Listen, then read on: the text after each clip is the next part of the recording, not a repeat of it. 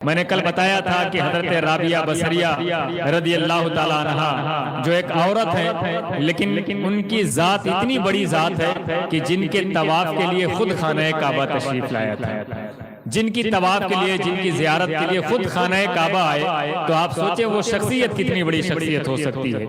جب ان کی پیدائش ان کے گھر میں ہوئی تو اپنے باپ کی چوتھی بیٹی تھی، اسی لیے ان کا نام رابعہ رکھا گیا، اور رابع کے معنی بھی چوتھے کے ہوتے ہیں۔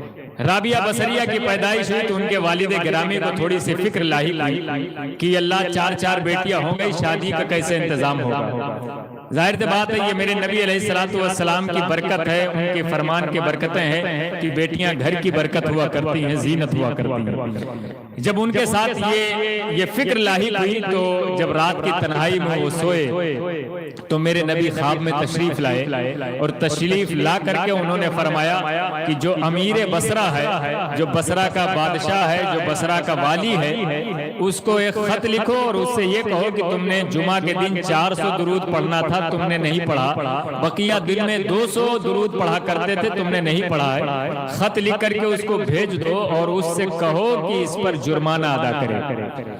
حضرت رابعہ کے والد گرامی نے خط لکھا، انہوں نے لکھا کہ 400 تم درود پڑھتے تھے جمعہ کے دن، اور آج تم نے کوئی درود نہیں پڑھا، لہذا تم پر جرمانہ ہے کہ 400 دینار تمہیں خرچ کرنا پڑے گا۔ یہ خط جب پہنچا لے کر کے رابعہ بصریہ کے والد پہنچے تو درباری نے روک کر کے کہا کہاں جا رہے ہو؟ کہا میں جا نہیں رہا ہوں، مجھے بھیجا گیا ہے۔ کام کیا ہے؟ کہا یہ خط والی بصرہ کے حوالے کرنا ہے، رئیس بصرہ کو دینا ہے۔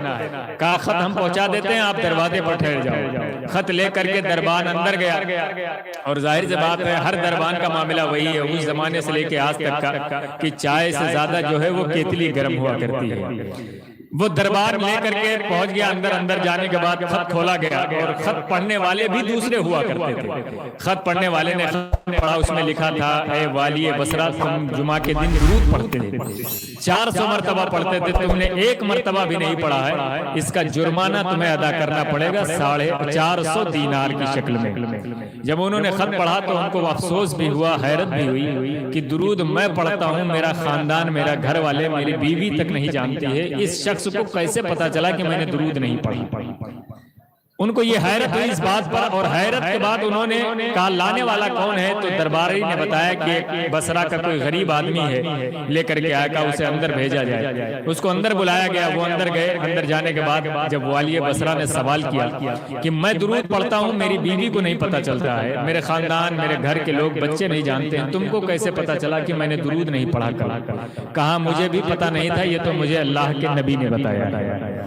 اللہ کے رسول خواب میں تشریف لائے تھے، انہوں نے بتایا ہے کہ والی بصرہ نے درود نہیں پڑھا ہے، اور جب درود نہیں پڑھا تو اس پر جرمانہ یہ ہے کہ وہ 400 دینار خرچ کرے۔ جب انہوں نے اتنا بتایا والی بصرہ سے تو والی بصرہ چونک گیا، وہ کرسی چھوڑ کر کے کھڑا ہو گیا، اور رابعہ بصریہ کے والد کی قدم بوسی کرنے کے لیے جھکا تو والد رابعہ بصریہ نے منع کر دیا، کہا آپ والی بصرہ ہو، امیر بصرہ ہو، رئیس بصرہ ہو، آپ میرا قدم کیوں چوم رہے ہو؟ کہا قدم اس لیے چوم رہا ہوں کہ آج تک میں درود پڑھتا تھا، میرے خواب میں نبی تشریف نہیں لائے، لیکن تمہارے خواب میں نبی تشریف لے آئے۔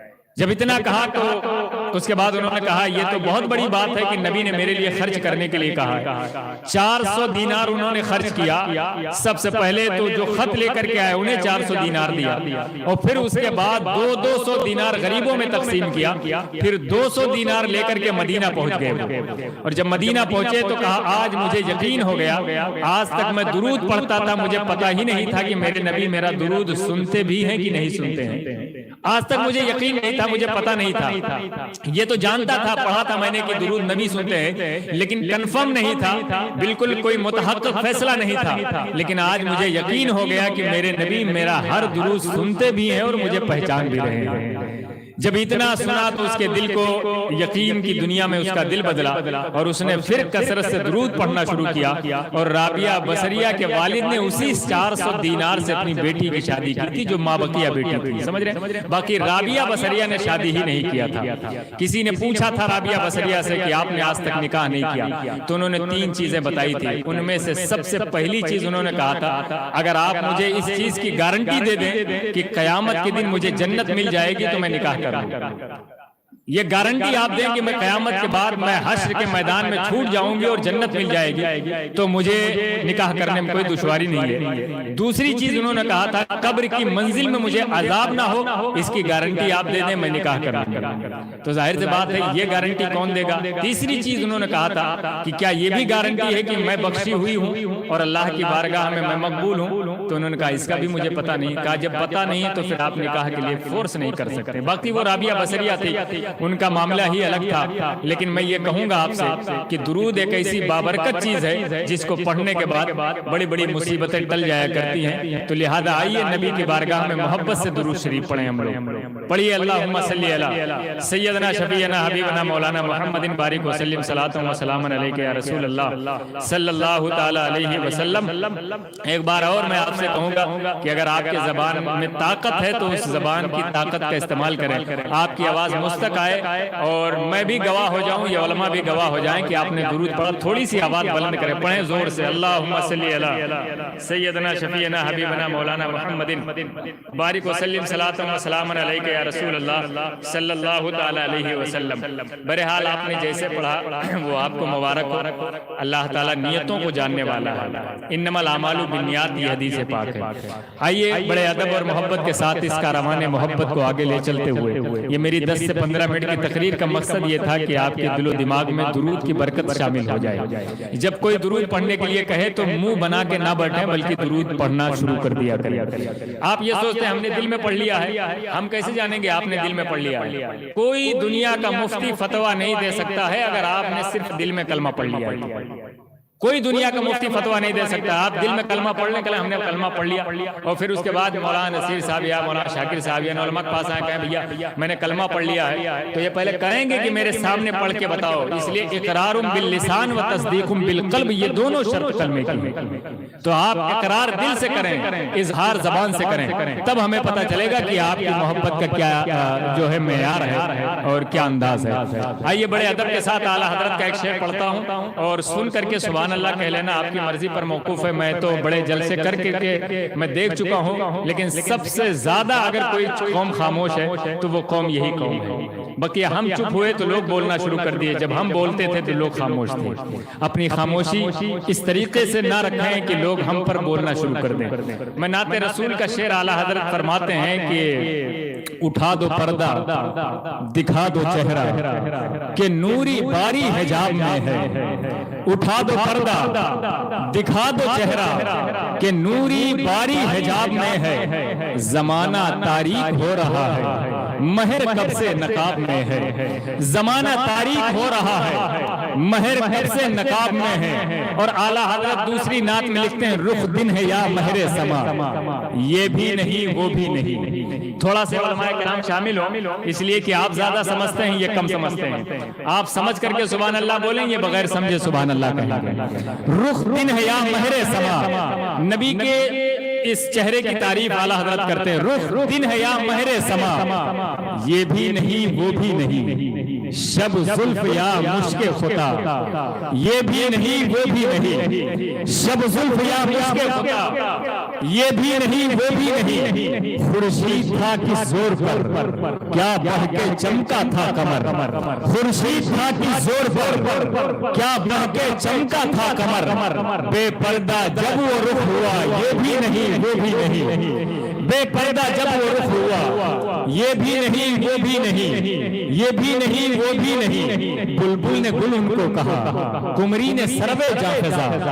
بلبل نے گل ان کو کہا، قمری نے سروے جا فضا۔ حیرت نے جھنجھلا کر کہا، یہ بھی نہیں وہ بھی نہیں۔ حیرت نے جھنجھلا کر کہا، یہ بھی نہیں وہ بھی نہیں۔ اور ہمارے لیے بھی ایک شعر اعلیٰ حضرت کہتے ہیں رزق خدا کھایا کیے، فرمان حق ڈالا کیے۔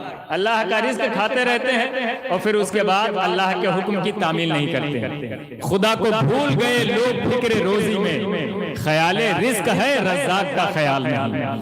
خیال رزق ہے رزاق کا خیال نہیں۔ اعلیٰ حضرت اسی طرف اشارہ کرتے ہیں خورشید تھا کس زور پر کیا بڑھ کے چمکا تھا کمر۔ بے پردہ جب وہ رخ ہوا، یہ بھی نہیں وہ بھی نہیں۔ اور رزق خدا کھایا کیے، فرمان حق تالا کیے، شرم نبی خوف خدا یہ بھی نہیں وہ بھی نہیں، شرم نبی خوف خدا یہ بھی نہیں وہ بھی نہیں۔ حضرات یہ تو اعلیٰ حضرت کے شعر ہیں، اور اعلیٰ حضرت کا ہر شعر دل کی دنیا سے تعلق رکھتا ہے۔ تو آپ کی محبت اور عقیدت کو میں سلام کرتا ہوں کہ جتنے لوگ یہاں بیٹھے ہیں سب بڑی محبت سے سن رہے ہیں، لیکن اپنی محبت کا اظہار کر کے بول دیں سبحان اللہ، پھر سے بولیں سبحان اللہ۔ میں ویسے تو دوسری جگہ پر بڑا ضدی ہو جاتا ہوں اس معاملے میں، لیکن حقیقت یہ ہے کہ لوگ اپنوں سے ہی ہار جاتے ہیں، سمجھ رہے ہیں آپ، اپنوں سے۔ لیکن میں یہ چاہتا ہوں کہ کبھی کبھی اپنوں میں بھی کھل کر کے گفتگو کرنی چاہیے۔ لکھ لیے درد، کہتے ہیں برگے ہنا پہ لکھتا ہوں میں درد دل کی بات، شاید کہ رفتہ رفتہ لگے دل ربا کے ہاتھ۔ تو میرا کام ہے جو وہ میں آپ تک پہنچاؤں گا، آپ کا کام آپ کے پاس جو ہے مجھ تک پہنچائیں سبحان اللہ کی صورت میں۔ ایک شعر نعت کا اور سنیے، دل میرا کیوں ہوا بیمار کوئی کیا جانے، مجھ کو آقا سے ہوا پیار کوئی کیا جانے، دل میرا کیوں ہوا بیمار کوئی کیا جانے، مجھ کو آقا سے ہوا پیار کوئی کیا جانے۔ آؤ سب مل کے پڑھیں صلی اللہ صلی اللہ، کب یہاں آئیں گے سرکار کوئی کیا جانے۔ آؤ سب مل کے پڑھیں صلی اللہ صلی اللہ، کب یہاں آئیں گے سرکار کوئی کیا جانے۔ اور ایک شاعر نے تو یوں کہا تھا کہ مصطفیٰ کے نعت کے حوالے سے، دیکھو ڈسٹرب بار بار نہ کریں، مصطفیٰ کے نعت کے حوالے سے اس نے یہ کہا تھا کہ لوگ آتے ہیں دل میں الگ الگ تصور لے کر کے، کوئی آیا ہے کہ معراج سلمہ دیکھ لیں کہ میں بھی میلاد میں تھا، کوئی آیا ہے کہ سراج بھائی دیکھ لیں کہ میں بھی میلاد میں آیا ہوں، کوئی اس لیے آیا ہے کہ لوگ دیکھ لیں کہ میں بھی آیا ہوں۔ اگر لوگوں کو دکھانا ہے تو نہ آنا بہتر تھا، اگر مصطفیٰ کو دکھانا ہے تو سب سے بہتر تھا۔ ہم یہ چاہتے ہیں کہ جب یہاں آپ آئیں تو نہ ان کو دکھانا ہے نہ ان کو دکھانا ہے، اس لیے قیامت کے دن نہ یہ جام محبت پلائیں گے نہ وہ جام محبت پلائیں گے، نہ یہ حوض کوثر پہ جام دیں گے نہ وہ دیں گے، نہ یہ بخشش کرائیں گے نہ وہ بخشش کرائیں گے۔ قیامت کے دن اگر کوئی بخشش کرائے گا تو وہ صرف آمنہ کے ابلال ہے۔ تو ہم دکھائیں کس کو؟ ہمیں دکھانا ہے تو صرف مصطفیٰ کو دکھانا ہے۔ یہ بزم نور سجانا حضور جانتے ہیں، ہے کون میرا دیوانہ حضور جانتے ہیں۔ ذرا کہو سبحان اللہ، مل کے بہت سبحان اللہ۔ یہ بزم نور سجانا حضور جانتے ہیں، ہے کون میرا دیوانہ حضور جانتے ہیں۔ سبھی کو حشر میں کوثر عطا نہیں ہوگا، کسے کسے ہے پلانا حضور جانتے ہیں۔ سبھی کو حشر میں کوثر عطا نہیں ہوگا، کسے کسے ہے پلانا حضور جانتے ہیں۔ اور لوگ تو کہتے ہیں کہ نبی کو پیٹھ پیچھے کا علم نہیں ہے، ان کو خود اس چیز کا علم نہیں کہ نبی کیا کیا جانتے ہیں۔ قرآن کہتا ہے کہ میں نے نبی کو پوری کائنات کا علم دے دیا، یہاں تک کہ ما کانا وما یکون کا علم دے دیا ہے، کیا ہونے والا ہے کیا ہوگا اور سب جو ہو چکا ہے سب علم دے دیا ہے۔ لیکن لوگ کہتے ہیں، لیکن جو کہتا ہے ہم اس کو نہیں مانتے ہیں، ہم کو اس کو مانتے ہیں جو یہ کہتا ہے کہ نبی غیب داں نبی ہے، ہمارے دل کے حالات جانتے ہیں۔ نبی کو تو اس کا بھی علم ہے، نبی بہت افضل ہے، نبی بہت افضل نبی ہے، لیکن حضرت نبی کریم علیہ السلام کی افضلیت کے برابر کوئی نبی نہیں ہے، کوئی نبی نہیں ہے۔ اس لیے اللہ فرماتا تلک الرسل فضلنا بعضهم علی بعض، میں نے رسولوں کو بعض پر بعض کو فضیلت دی، لیکن نبی سب سے افضل نبی ہے۔ اب آپ سوچئے کہ جب نبی کا عالم یہ ہے کہ وہ سب سے افضل ہے، لیکن حضرت داؤد علیہ السلام حضرت داؤد علیہ السلام کئی کوس کئی میل دور پر ہیں، لیکن چونٹیوں کے قافلے میں چونٹی کا ایک سردار اے چونٹیوں اپنے اپنے بل میں گھس جاؤ، اس لیے کہ حضرت سلیمان کا لشکر آ رہا ہے۔ حضرت سلیمان علیہ السلام تھے، پان کسی نے دیکھا ہے، چونٹی کے لب کسی نے دیکھا، ہونٹ کسی نے دیکھا نہیں دیکھا، لیکن چونٹی آپس میں کہہ رہی ہے اے چونٹیوں اپنی اپنی بل میں گھس جاؤ، اس لیے کہ حضرت سلیمان علیہ السلام کا لشکر آ رہا ہے، تمہیں روند دے گا، ختم کر دے گا۔ یہ چونٹی آپس میں گفتگو کر رہی ہیں، لیکن حضرت سلیمان علیہ السلام کئی میل دور پر اس بات کو سن رہے ہیں۔ جب آپ سنیں کہ سلیمان علیہ السلام کئی میل دور پر سن سکتے ہیں تو کیا پھر میرے نبی ہم یہاں ذکر کریں، کیا وہ نہیں سن سکتے ہیں؟ بدرجہ اولا سن سکتے ہیں۔ جب وہ وہاں سن سکتے ہیں چونٹی کی آواز، تو ہم جیسے گنہگار امتیوں کی آواز میرے نبی کیسے نہیں سن سکتے ہیں؟ سن سکتے ہیں۔ دور و نزدیک کے سننے والے وہ کان، کان لالے کرامت پہ لاکھوں سلام۔ دور و نزدیک کے سننے والے وہ کان، کان لالے کرامت پہ لاکھوں سلام۔ حضرات یہ نبی کی ذات ہے، ہم یہاں ذکر کریں، نبی وہاں ہر دور ترقی کر چکی، ہم ہی ہیں پیچھے پیچھے۔ بیٹھیے، آگے بیٹھیے اور دل جمعی کے ساتھ بیٹھ کر کے محبت سے سنیے۔ ذرا ایک بار مل کے کہیے سبحان اللہ، اور مل کے بولیے سبحان اللہ۔ یہ آپ کی محفل ہے، یہ آپ کا گھر ہے، یہ آپ کا شہر ہے، یہ لوگ بھی آپ کے ہیں، لیکن جو باہر سے آ رہے ہیں وہ آ کر کے یہاں کا تاثر پیش کریں گے جہاں باہر جا کر کے، کہ یہاں کے دو لوگ ہیں جو پورے ملک میں نعت پڑھتا ہے، کوئی ندامت کرتا ہے، دوسری جگہ بڑا ہنگامہ ہوتا ہے، ان کے شہر کے لوگ خود ہی نہیں صحیح سلامت رہتے ہیں۔ تو ذرا کون محو ثنائے خدا ہے، سب میرے مصطفیٰ کو پتا ہے۔ اہل منبر کے حوالے سے کون محو ثنائے خدا ہے، سب میرے مصطفیٰ کو پتا ہے۔ کس کے ہونٹوں پہ صلی اعلیٰ ہے، سب میرے مصطفیٰ کو پتا ہے۔ کس کے ہونٹوں پہ صلی اعلیٰ ہے، سب میرے مصطفیٰ کو پتا ہے۔ کون جائے گا سوئے جہنم، کون جائے گا خلد معظم، کس کی تقدیر میں کیا لکھا ہے، سب میرے مصطفیٰ کو پتا ہے۔ کس کی تقدیر میں کیا لکھا ہے، سب میرے مصطفیٰ کو پتا ہے۔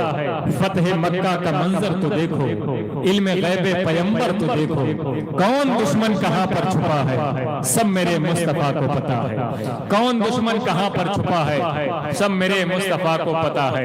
حضرات یہ محفل مقدس جس میں ہم اور آپ بیٹھے ہوئے ہیں، انشاءاللہ یہ تمام نعت خوان رسول منبر پر ہیں۔ میں ایک بعد دیگر سب کو آپ کے حوالے کروں گا۔